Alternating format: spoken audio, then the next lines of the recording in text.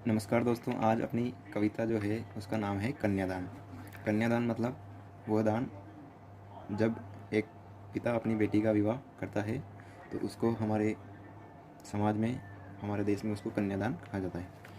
इस कविता के लेखक हैं, कवि हैं ऋतुराज। तो सबसे पहले अपन देख लेते हैं ऋतुराज के बारे में। इनका जीवन परिचय है। ऋतुराज का जन्म 10 फरवरी सन 1940 को भरतपुर में हुआ था। राजस्थान विश्वविद्यालय जयपुर से उन्होंने अंग्रेजी में एमए किया। 40 वर्षों तक अंग्रेजी साहित्य के अध्यापन के बाद अब सेवानिवृत्त होकर के वे जयपुर में रहते हैं। उनके अब तक 8 कविता संग्रह प्रकाशित हो चुके हैं, जिनमें एक मरणधर्मा और अन्य, पुल पर पानी, सुरत निरत और लीला मुखारविंद प्रमुख हैं। उन्हें सोमदत्त, परिमल सम्मान, मीरा पुरस्कार, पहल सम्मान और बिहारी पुरस्कार मिल चुके हैं। मुख्यधारा से अलग समाज के हाशिए के लोगों की चिंताओं को ऋतुराज ने अपने लेखन का विषय बनाया है। हाशिए मतलब जो बिल्कुल किनारे पर होते हैं, यानी जो बिल्कुल समाज के एक कोने में होते हैं, उनको हम कहते हैं हाशिए के लोग। उनकी कविताओं में दैनिक जीवन के अनुभवों का यथार्थ है और वे अपने आसपास के रोज़मर्रा में घटित होने वाले सामाजिक विसंगतियों और विडंबनाओं पर गहरी निगाह डालते हैं। यही कारण है कि उनकी भाषा अपने परिवेश और लोक जीवन से जुड़ी हुई है। तो यह था अपना कवि परिचय। अब दोस्तों हम देखते हैं इस कविता के बारे में, यानी कि इस कन्यादान कविता में कवि क्या कहना चाहते हैं।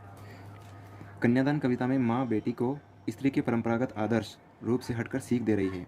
देखो दोस्तों, हमारे समाज में एक लड़की की एक छवि बनी हुई है कि उसको कैसा होना चाहिए। उसके लिए एक नियम कायदे बना रखे हैं, सांचे बना रखे हैं कि एक नवविवाहिता लड़की को कैसा होना चाहिए और उसको कैसा अपने ससुराल में आचरण करना चाहिए, कैसे उसके ससुराल वालों से व्यवहार करना चाहिए।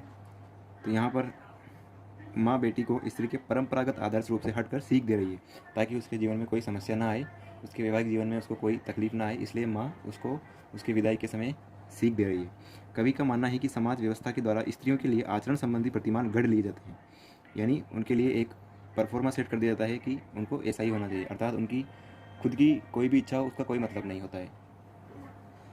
वे आदर्श के मुखौटे में बंधन होते हैं। देखो कितनी अच्छी बात कही है, आदर्श के मुखौटे में बंधन होते हैं, यानी उनको देखा जाता है आदर्श के रूप में, लेकिन वास्तव में वो क्या होते हैं, बंधन होते हैं।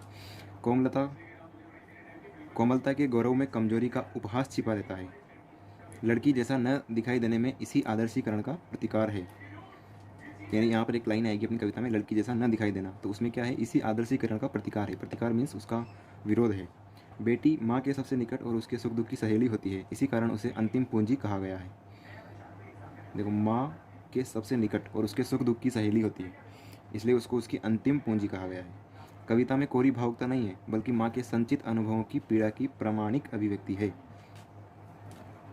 ये कविता सिर्फ भावनाओं पर नहीं, बल्कि माँ के संचित अनुभवों पर, यानी माँ ने अपने जीवन में, यानी जब वे बहू बन के आई थी तो उन्होंने तब से लेकर अब तक क्या क्या अनुभव देखे और क्या क्या कष्ट उन्होंने झेले, ताकि इसका अनुभव उनके पास है और इसको वो अपनी बेटी को देना चाहती हैं, ताकि उसके जीवन में उसे कोई समस्याएं नहीं आए, या फिर जो भी समस्याएं हैं उनका वो सामना कर सके। इस छोटी सी कविता में स्त्री जीवन के प्रति ऋतुराज की गहरी संवेदना अभिव्यक्त हुई है। तो ये अपना पाठ परिचय था। अब हम देखते हैं अपनी कविता के बारे में। तो शुरू करते हैं अपनी कविता, कन्यादान।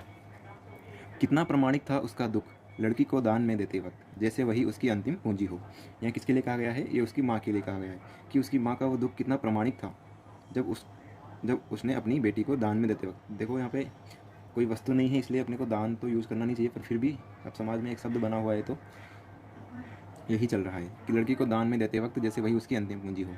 यानी उसको उस समय उसका जो दर्द था वो वही जान सकती थी। लड़की अभी सयानी नहीं थी, अभी इतनी भोली सरल थी कि उसे सुख का आभास तो होता था, लेकिन दुख बाँचना नहीं आता था। बाँचना मीन्स होता है पढ़ना। लेकिन लड़की अभी इतनी समझदार नहीं थी, यानी कि अभी वो उसकी हो सकता है या तो कम उम्र में शादी कराई गई हो या बाल विवाह करवा दिया गया हो। तो लड़की अभी सयानी नहीं थी, अभी इतनी भोली सरल थी कि उसे सुख का आभास तो होता था। यानी जब छोटे बच्चों को इतनी समझ नहीं रहती, लेकिन वो सुख सुविधाओं को लेकर के और ऐसे आकर्षित रहते हैं कि हमारे जीवन में कुछ नया आने वाला है, इससे खुशी मिलेगी अपने को, लेकिन दुख बाँचना नहीं आता था।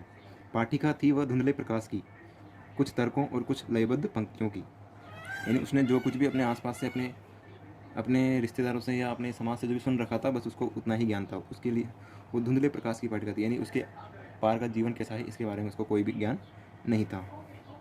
माँ ने कहा, पानी में झाँक कर अपने चेहरे पर मत रीझना। माँ ने कहा, पानी में झाँक कर अपने चेहरे पर मत रीझना, यानी अपनी सुंदरता का घमंड मत करना। आग रोटियां सेकने के लिए है, जलने के लिए नहीं।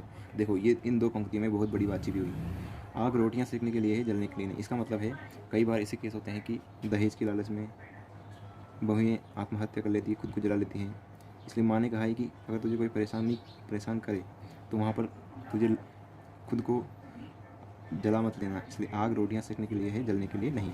वस्त्र और आभूषण शाब्दिक भ्रमों की तरह बंधन है स्त्री जीवन के। ये दो पंक्तियाँ भी बहुत गहरी हैं। इनमें लेखक कहना चाहते हैं कि जो वस्त्र और आभूषण हैं वो स्त्रियों के लिए बंधन के समान काम करते हैं, यानी कि स्त्रियों को इनसे बहुत आकर्षण होता है और इनके बंधन में फंस के वो अपने जीवन में बहुत से सारे संकट पैदा कर लेती हैं। इसलिए माँ बेटी को सलाह दे रही है कि वस्त्र और आभूषण शाब्दिक भ्रमों की तरह बंधन है।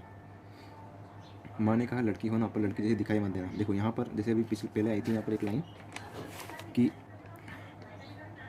लड़की जैसा दिखाई न देने में इसी आदर्शीकरण का प्रतिकार है, यानी कि एक लड़कियों की जो छवि होती है कि वो किसी से कोई विरोध नहीं करेगी, जो कुछ भी उनको कहा जाएगा वैसा ही कर लेगी बिल्कुल, तो उसका प्रतिकार करने की यहाँ पर बात की। लड़की होना लेकिन लड़की जैसे मत दिखाई देना। इसका मतलब है कि इतनी कोमल भी मत बनना कि हर कोई तुम्हारा फ़ायदा उठा ले या हर कोई तुमसे जो मर्जी पड़े वो करवा ले और तुम कुछ भी नहीं कह पाओ और दुख में रोती रह जाओ। इसलिए यहाँ पर ये लाइन की कि लड़की होना पर लड़की जैसी मत दिखाई देना। तो ये छोटी सी कविता थी लेकिन इसका जो अर्थ है वो बहुत बड़ा है और यही इस कविता की खूबसूरती है दोस्तों। ये थी अपनी कविता कन्यादान जो कि ऋतुराज जी के द्वारा लिखी गई है। तो आपको कैसी लगी कविता बताना ज़रूर और आगे भी ऐसी ही कविताएं मैं आपके लिए लाता रहूँगा और थैंक यू।